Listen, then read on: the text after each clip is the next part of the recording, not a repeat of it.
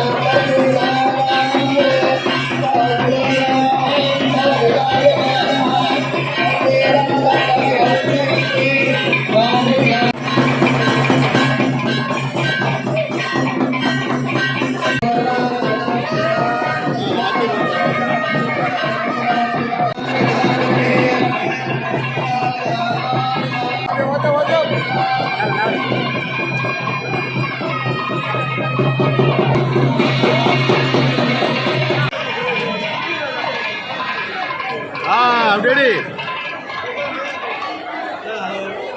அண்ணன் தம்பி மாற்றி மாற்றி அடிச்சிக்கிங்கப்பா.